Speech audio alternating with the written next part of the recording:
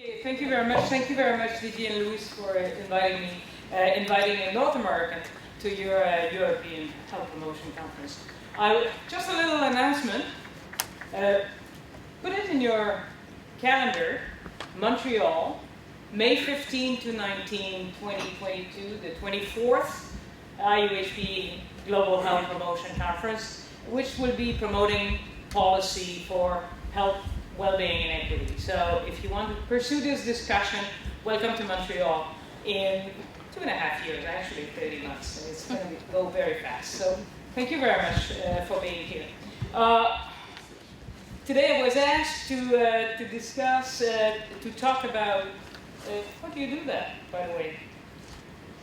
It's this one? Okay. A project that we did conduct in Montreal with my team about local intersectoral action. And our burning question was, how do we link the process of intersectoral action? What is happening in intersectoral collaboration arrangements? And what does it produce locally? Or does it produce anything? So this is all things you know, and as a way of introduction, intersectoral action is one of our principles, it's bare bone. It was reiterated by Marmot and is commissioned on the social determinants of health. It's in the Ottawa Charter, and essentially we know very little about how it works and how it produces transformation in local people's life. There's an increasing pace of publishing reviews. Within the last 2 years, there were only 4 reviews published on intersectoral action. But the same question remains. What does it produce and how does it produce it? So there's one intersectoral action initiative in Montreal that we call l'Initiative Montréalaise de Développement Social. It's an intersectoral action because at the regional level there are 3 funders. The Montreal Public Health Directorate, United Way of Montreal, which is a philanthropy, and the City of Montreal, which is the city. And together with the Montreal Coalition of Neighborhood Committees, they form a regional coalition that funds at the level of $3 million per year 30 neighborhood committees that are intersectoral, that perform local needs assessment, that develop collaborative arrangement and priorities for their work plan, and that implement action related to their work plan. And the kind of action they implement is urban design, environment, education, economic development, housing, the social determinants of health. So their main role is to work with local population, intersectoral coalition, and try to change something in people's life, daily life. That's their characteristic. They are intersectoral and multi-network. They are structured, volunteered, and somewhat flat and permanent local arrangement. They develop a shared comprehensive vision of local issues based on needs assessment and asset assessment. They set 5-year priorities and work plan, and they facilitate and coordinate action that produce local transformations or not. So we developed the theoretical framework we developed to study those action systems was based on the actor network theory. Just briefly, the idea is to provide a theoretical and methodological tool to open the black box of complex intervention. You need a theory to enter those black boxes, otherwise the quantity of that data is such that you cannot really make sense of what's happening. So we've published at one point why this theory is interesting, because it's an emphasis on process by which heterogeneous entities are connected. And if connecting heterogeneous entity is not what intersectoral action is about. I don't know what it is. And this is a way of analyzing what's happening that is relevant. Another principle of actor network theory, it considers both human and non-human actors, meaning that if you want to do intersectoral action, it's not just putting humans together, but you need to put knowledge together, as Didier was saying previously. Resources. Have you tried to do intersectoral action without any money? You won't get anything transformed locally. So you need humans, but at the same time you need non-humans, and you need to have a theory that takes that into account. And because it's usually a flat arrangement and organization, the metaphor of network is usually a good one to discuss intersectoral action. It's not a top-down process. It's a governance, it's a flat governance process into which you have to pay attention to what's happening between the sectors and between the members of the coalition if you want to be able to push the action. So there are two key concepts from ANT that we use in our study. One is the socio-technical network, which is this idea of non-hierarchical arrangements of linked human and non-human entities. So you need human, you need knowledge, you need resource, you need a lot of things to make those networks work. And the other thing that socio-technical network, the concept brings, is this idea that it's not because you put people in the same room that we will necessarily develop a shared vision. You need to align interests. You need to work those translations that will make people talk to each other, develop a shared vision, and coordinate action. So what we've done is we've put together an apparatus to follow the action as it was evolving in 3 neighborhoods.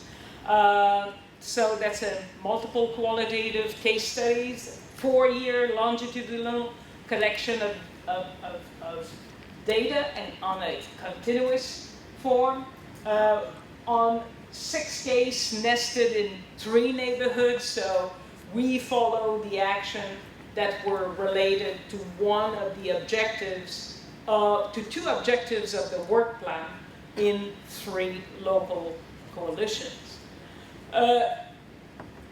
So the data source is we use meeting minutes, we did participant observation, we did periodical interviews with key stakeholders, we asked the community coordinating person to have a logbook that we reinforce periodically. So we have essentially several thousand pages of notes, of documents, and of interviews that we analyze in 2 stages, in 3 stages. We produce case ethnographies for each of these 6 cases, and we did validate these ethnographies with the Neighborhood Coalition. We model the various forms of the action that was taken in each of those cases. We tried to identify key events that made the action progress from the start to the end, and usually through a big stalling period. And at the 3rd stage, we tried to develop a model of what was happening in those events, developing a common language across the case based on the actor network theory. So what did we find? We find that the social practices of neighborhood roundtables coalitions they lead to concrete and observable local transformations. Now, some of them are trivial. Putting 5 bench on the path between a senior home and a grocery store so that senior people can walk to the grocery store. It is trivial, but it takes a lot of time and intersectoral coalition juice, if you want that. But some of those transformations are also, if you may accept the point, transformative. We've observed the creation of a greenhouse in an inner city deprived neighborhood of Montreal, which produced local vegetables to be sold on the local market, which is at the same time a social enterprise for people coming out of prison. It is also the result of an intersectoral coalition. So there's no such a thing as trivial result. Planting one tree where people want this tree is a positive transformation for a community. But what we observe is that there's no single process. Okay? We observe that in order for the action to carry on, we observe 12 that we needed to call transitory outcomes. So the action does not happen like that. It's a lot of work, and you have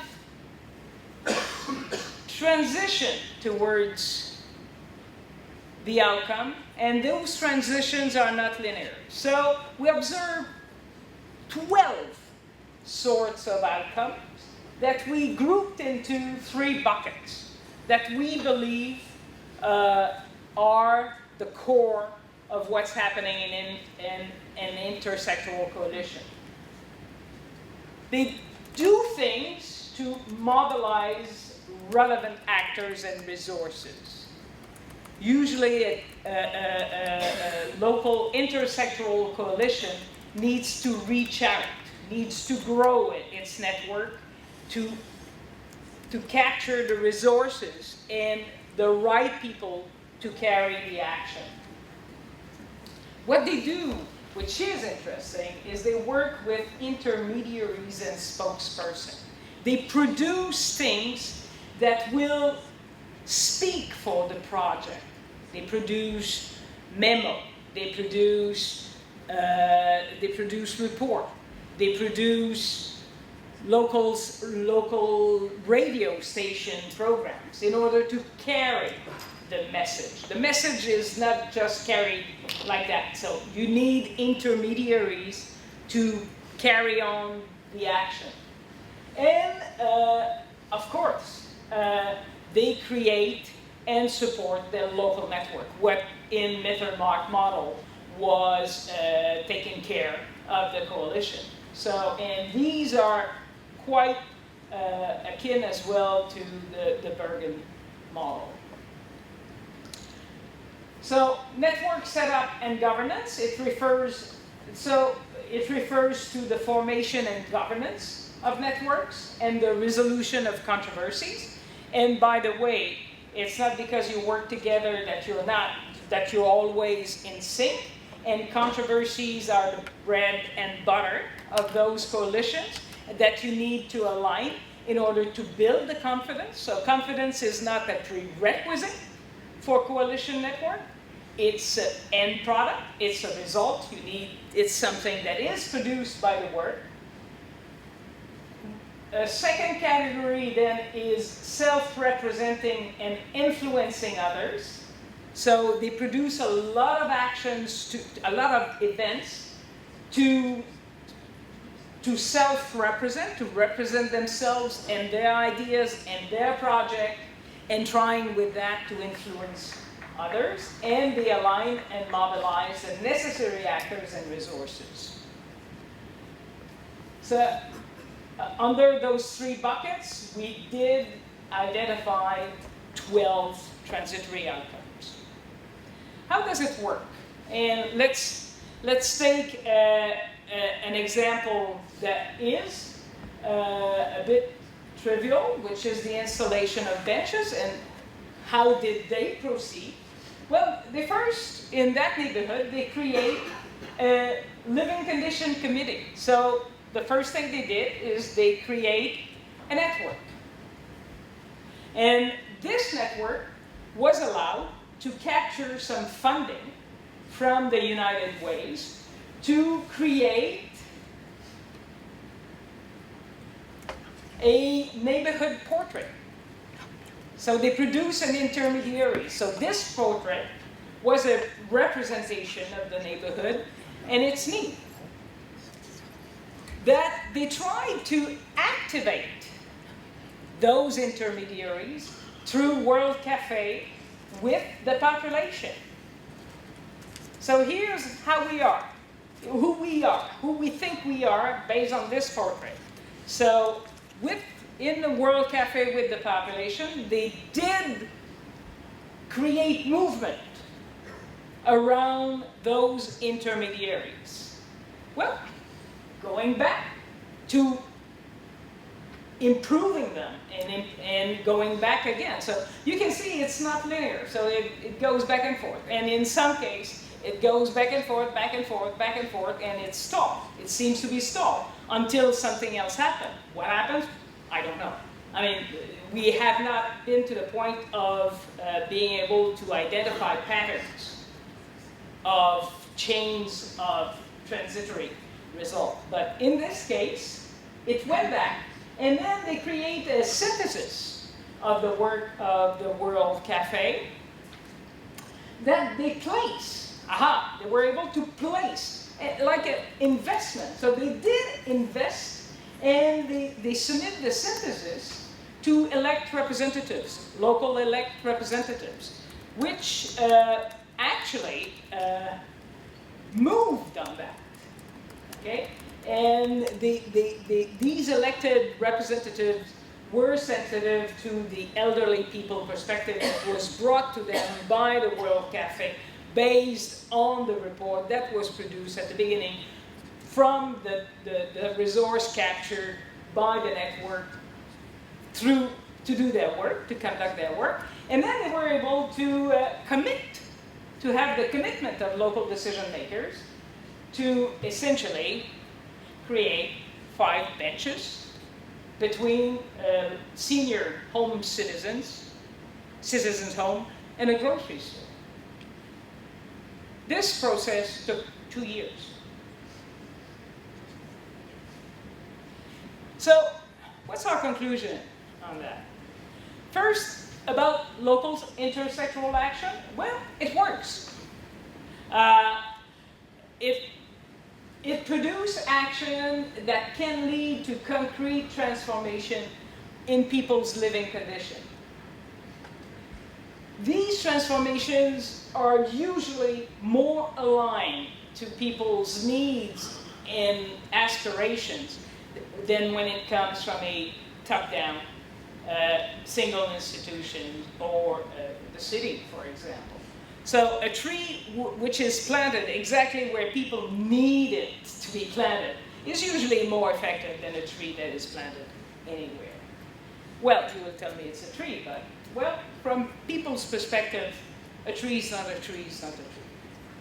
Such coalition, they operate through sequences of transitory outcomes, and those transitory outcomes are important because they punctuate the progression of action. And programs such as Initiative Montréalaise constitute indeed a model for public health to support local intersectoral action. And here in Marseille, les tables de quartier have made some offsprings, and this model is starting to be implemented here.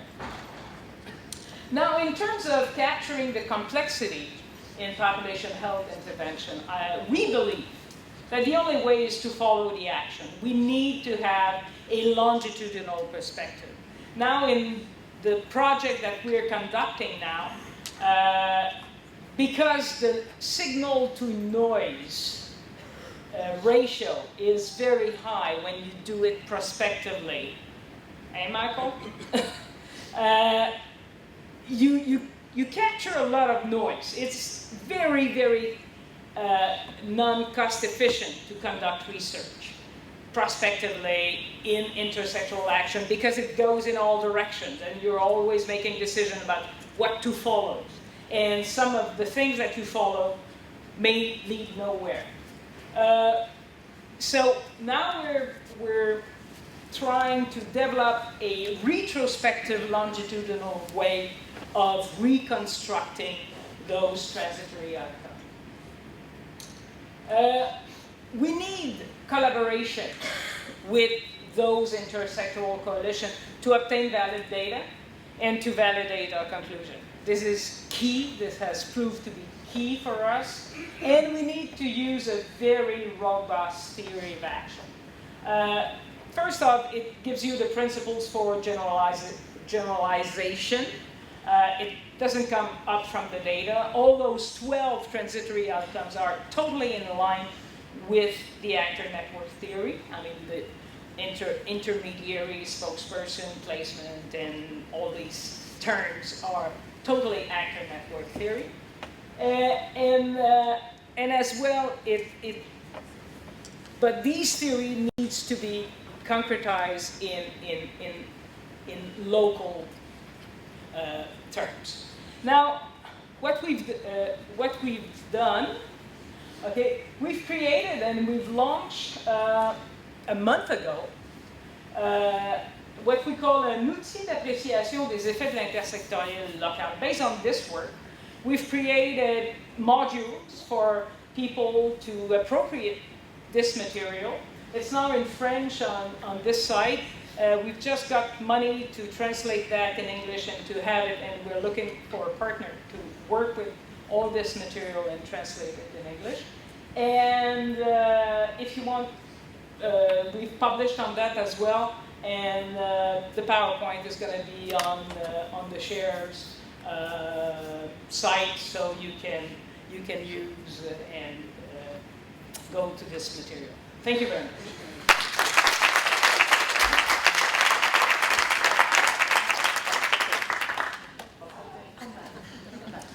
So thank you very much for that very interesting question. I propose to begin with one question from the people online. At the moment, I have no question. No question, so we'll come back to them later. So is there someone who would like to ask a question? Yes, Nasta?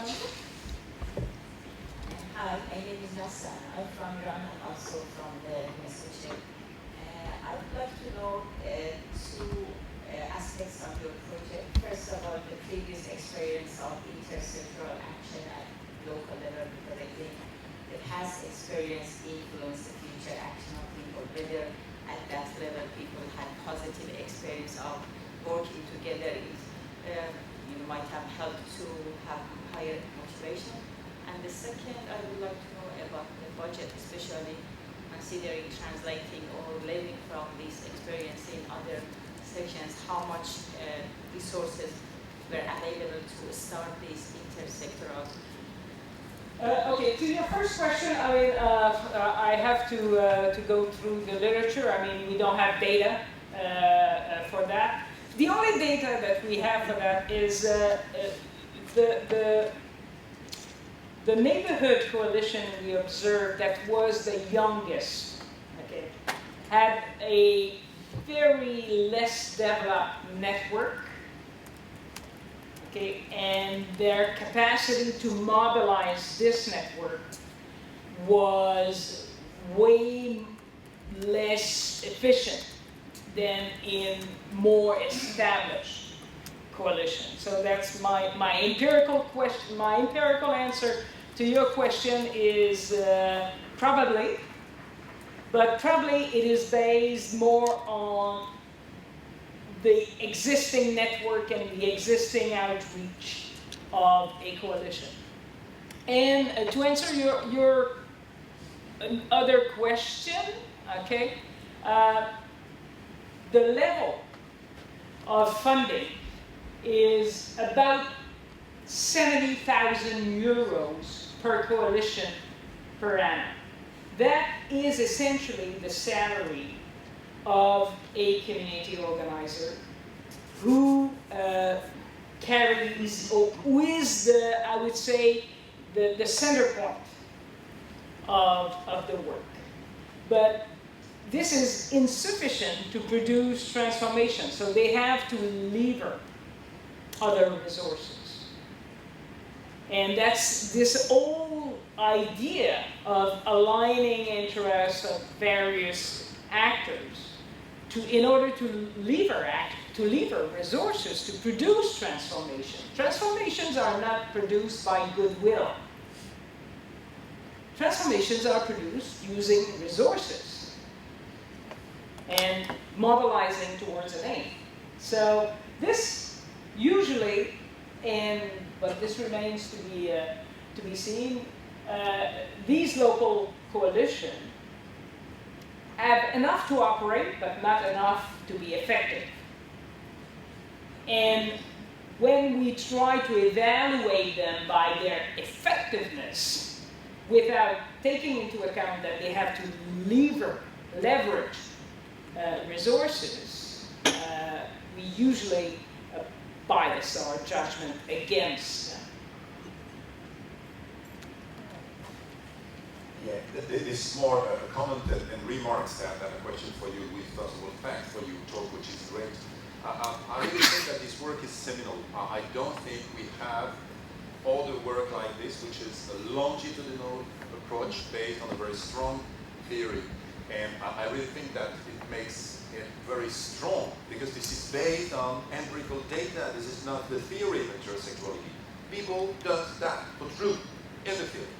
So my remark is about the question of the context. This is very close to what Nasta was saying. What we have here is what works, how it works in a defined culture, in a defined context. And this is for all of us, the assembly today. You remember that at the end of the morning at 1, we will have to produce recommendations. And what is important for me is to have in mind that we can use this very interesting data, but we also have to think at our own cultural, sociological context. And one of the questions, and it is for you, Marco, is perhaps to tell us at the end of your talk how, I mean, it rings bells for your context in Brazil. If I have time, yeah. You're willing to time on particular questions. Sorry, but we put a lot of pressure on Marco at the time. So, this question of the empirical data and the fact that they are contextualized, I think at the really core of the meeting today. So, but at the same time, because we do have a strong theory, okay, the generalizability principle is not in the data, it's in the theory. And if the theory, and again, I mean, the difficulty of working with those French sociological theory is none of them is empirical. None of them is operationalizable per se. You really need to work hard to take those concepts and see and try to figure out how to recognize them when you see them walking on the street. And that has been a lot of the work that we've done was really to try to operationalize those concepts empirically. But because we go back to the theory, and what we're trying, our work at this point is we're reconstructing retrospectively, but retrospective, we're working with 24 projects that we're retrospectively reconstructing. So, and at this point, after having done 2/3, I believe, we're fairly confident about our 12 transitory outcomes. Fairly.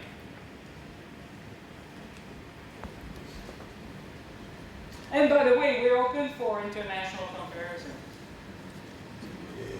Thank you very much, Louise, for your study. Very nice. Does this study prove that it's possible to promote equity through intersectoral action? Well, I don't think it proves anything, but that study shows that intersectoral action can produce observable transformations. Now, is a greenhouse, in a city where it's snowing 6 months of the year, which produce local vegetables to be sold in local markets, and that gives jobs for people in social reinsertion. Is that equity producing? I don't know, I don't have the data. It's way too far from that. And now you have to rely on theory. But theoretically, yes. So maybe we're going to end that discussion and move to the next presentation. Thank you very much. Thank you very much, Louise, but I think the discussion will follow.